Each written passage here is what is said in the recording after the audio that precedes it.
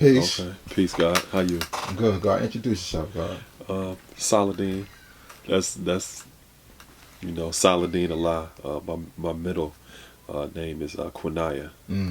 Yeah. Okay. So, but I just go by Saladin. That's a middle name as far as like that's your righteous middle name. Yeah. Okay.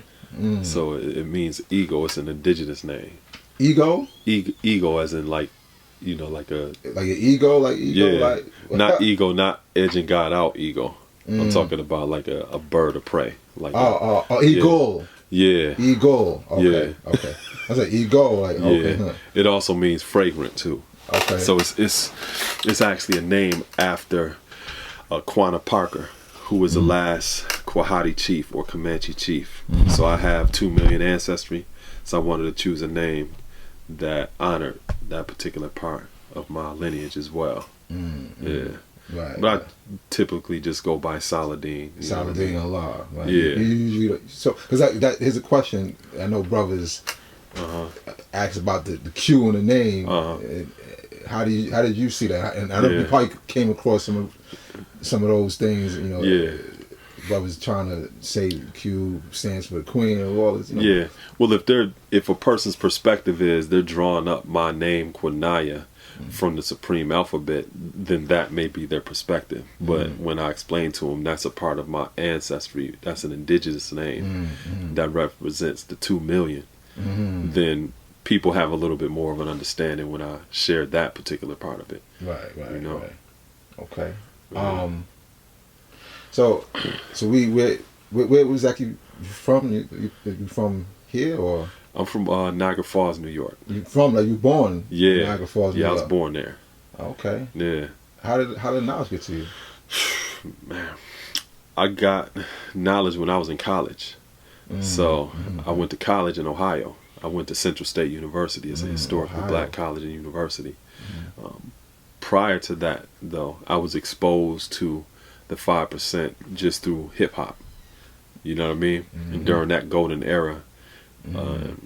And I really didn't know what the culture was. I had a lot of misconceptions about it because it was only coming from the perspective of a rap artist, so you really didn't get a chance to see all of the different people activities that go along with the culture. Right. So I was getting bits and pieces and fragments just like everybody else was, but it was enough to get me more interested in what it actually was. So when I was in high school, there was a group of brothers that I grew up with, and this is when we got exposed to Islam, just generally speaking, because when you go like back to that golden era, was it Orthodox Islam or Nation of Islam? No, like Nation of Islam. Okay. Because going back to that golden era, right. It was all of those different influences in the music. So it was probably about 24 of us in high school at the time, and this goes back to like Build. You know what I mean? And half of the brothers went and actually joined the Nation of Islam. And when they joined the Nation of Islam, they would bring books and we would all study together. So this is in high school. They would be bringing us Message to the Black Man, Theology of Time, How to Eat to Live, Book 1 and Book 2, and all of these other different resources from the nation. And the other half of us never wanted to join the Nation of Islam, even though we appreciated the teachings. We were more unique, and we didn't feel comfortable cutting our hair, looking a certain way, wearing a suit. We weren't comfortable with that, you know what I mean? But we appreciated the teachings. Right. We would watch videos, and then one thing we used to do is we used to be breaking each other down. So we would study things and be striving to show and prove it to one another. We didn't really know what we was doing, but we knew that knowledge was important. And this was something that we were invested in that early. And at one point, one of my brothers that was in the nation, he told me about who the 5% is.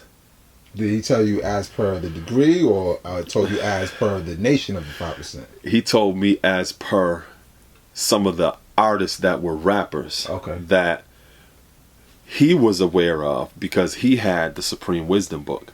So these brothers that went and joined the nation, they would share with us different books, but they would never share with us their Supreme Wisdom book.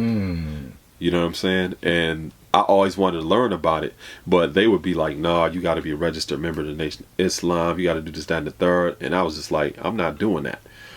So then one of my brothers was like, "Well, those lessons is some of these rappers be putting these lessons in their lyrics," and I'm like, "Who?" And some of them I was already listening to, like Poor Righteous Teachers, Brand Nubian, Rakim, some of these other different artists. And when he told me that, it made me go back and listen twice as hard than what I was listening to the first time. And I would start hearing things now that I really didn't hear before. And that set me on a trajectory to really want to learn more about who the 5% was, because I'm like, yo, that resonates more with me because they're original. They not out here and wearing a suit and cutting their hair and looking a certain way and being a follower and living in this hierarchy structure that's religious, and they're not doing all of that, but they also have access to the lessons. So I was like, that's the way that I want to learn it. But growing up in my area, the only brothers that you would necessarily come in contact with that had knowledge of self might have been from the city, because Niagara Falls is western now. Why?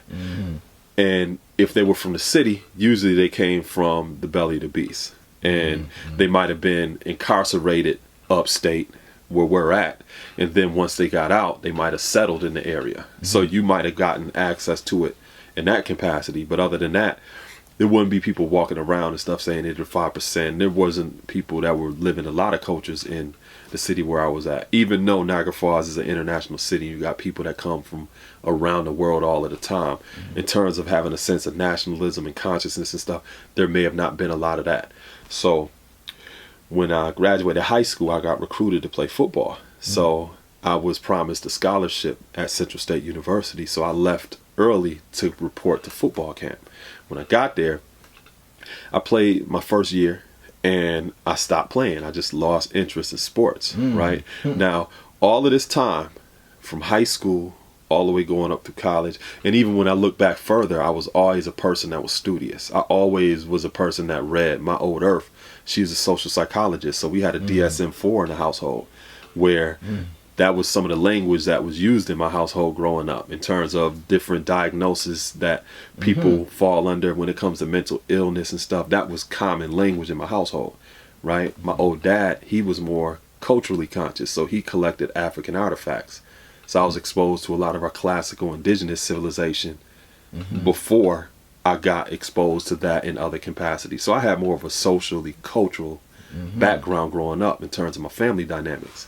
When I got to college, after my first year, I was still like studying and researching different things, you know, but I didn't really claim or define myself as anything, you know. And it was there that I met my educator, my enlightener. And his name is Raheem Shabazz. Raheem Shabazz. Yeah, yeah. And he's from North Philly. Right? And when I met him, the first time that I came in contact with him, we had a area on our campus called the Breezeway. And people be out there hanging out, you know what I'm saying, stuff like that. And sometimes I'd be out there hanging out, but I wouldn't necessarily be like socializing and stuff like that, because I was a part of the football team. That was most of my peer group. And if I wasn't with them, I'd kind of just be by myself or whatever. So I was sitting out there one day reading a book, and this brother walked by, looked and saw what I was reading, looked up at me, and just kept walking. And I was just like, that's kind of strange. So later on, I went to where our administration building is, because buses would pick you up from there to take you into town, because my college is in Wilberforce, Ohio. And it's kind of like a rural part of Ohio, outside of a small little city called Xenia, as well as Yellow Springs, where Dave Chappelle grew up at. Okay. And that's the kind of area it was. So I was waiting on the bus to get ready to go in town, and this gold Altima drives up, and the brother who had walked by earlier was in the passenger seat, and there was another brother that was driving. So they get out of the vehicle and walk up to me, and the brother that saw me earlier walked up to me and started speaking Arabic. Now I didn't know Arabic or nothing like that. Oh, and right. Yeah, like fluent Arabic. He started speaking fluent Arabic. Yeah. And was it Arabic? No, he's from North Philly. North Philly. Had a patch on his eye. Oh. Looked straight thug. You know what I'm saying? Like he did not look like he ain't have no beard or nothing like that. So what did he say, like a prayer or something? Like this? Nah, he was just or he was saying like more fluent into the trying language. to talk to me in Arabic. You know what I'm saying? And it didn't match because you wouldn't think that this brother knew Arabic just based on appearance if you was assuming. Right? And I was like, I don't speak Arabic.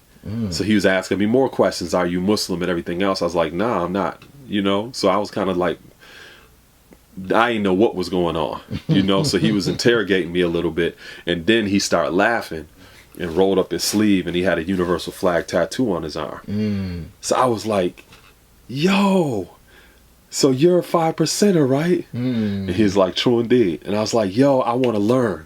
You know what I'm saying? Right. It wasn't no, you know, sometimes people can be haughty. You know what I'm saying? Right. And don't want to be genuine and honest and upfront about what it is that they say that they want. You know what I mean? I instantly was like, yo, I want to learn. Right? So he was like, okay, meet me by the cafeteria tomorrow. Right? So I was like, what time? He's like, noon.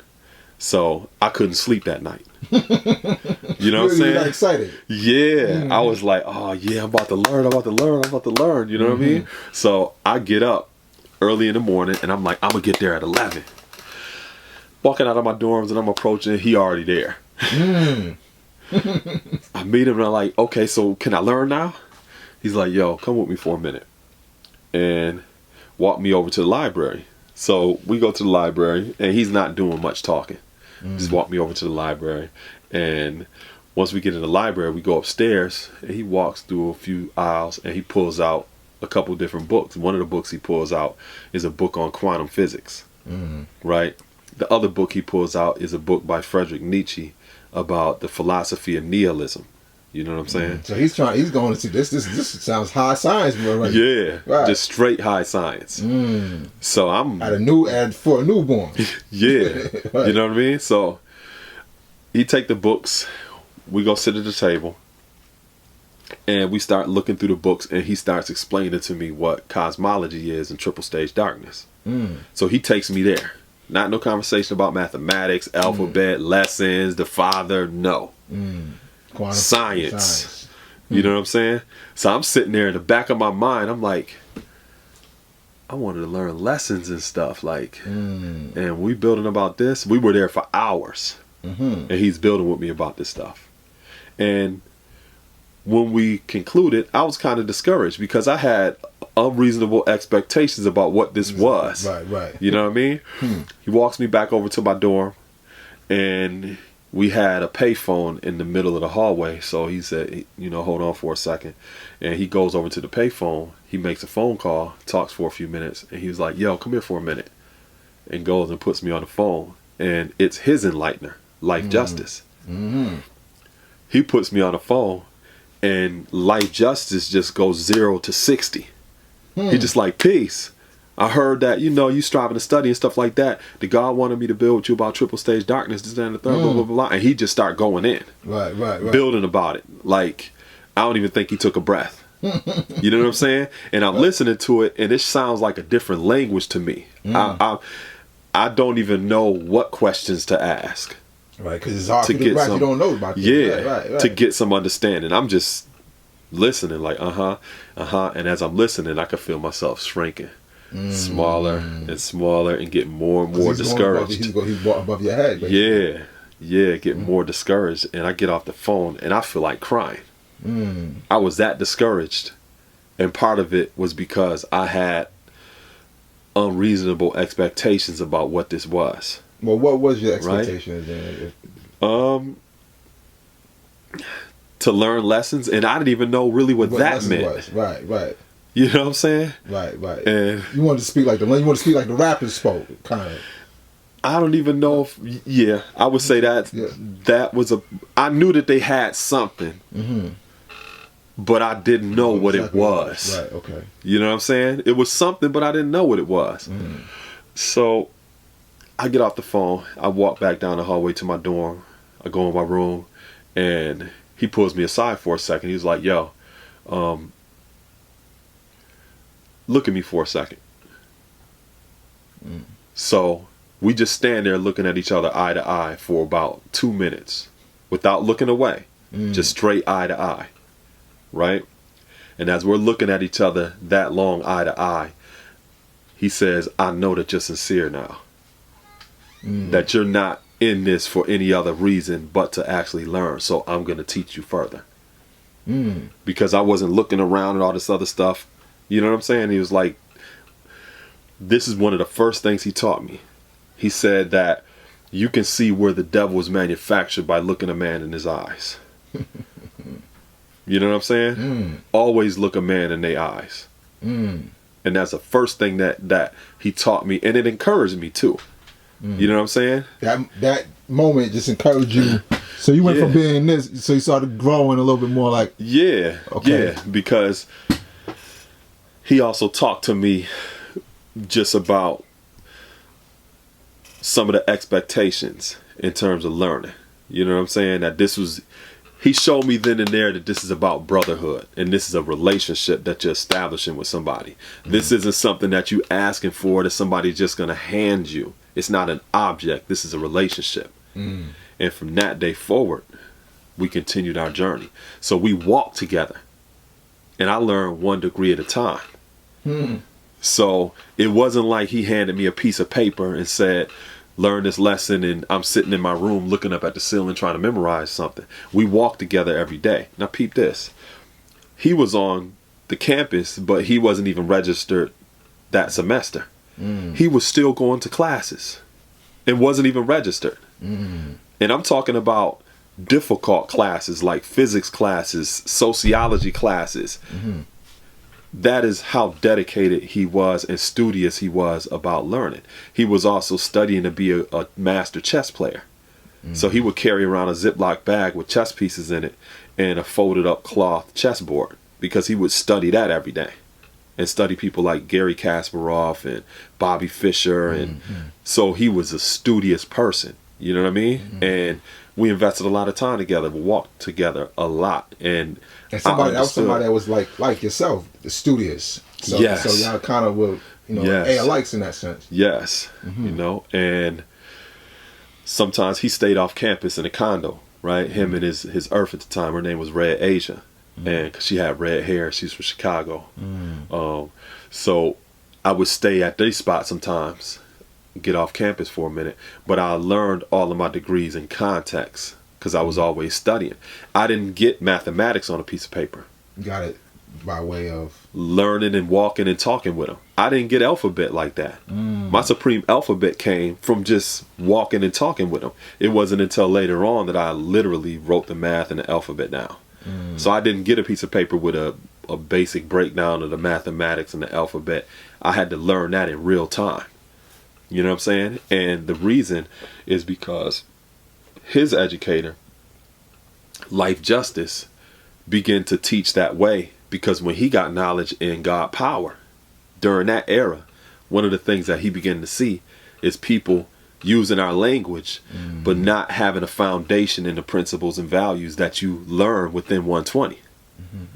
And because of that, he saw a lot of people being on some five pretender shit. So what he said is, I'm not just going to go out here giving people my language and they don't know the principles and the values behind the words. So he started instituting that in terms of my family tree, where you're going to learn about creation, you're going to learn your degrees, and through the process, you're going to learn how to speak the language of the principles and the values that you're learning. You know what I'm saying? That's the exact same way that I teach as well. If Mega did this.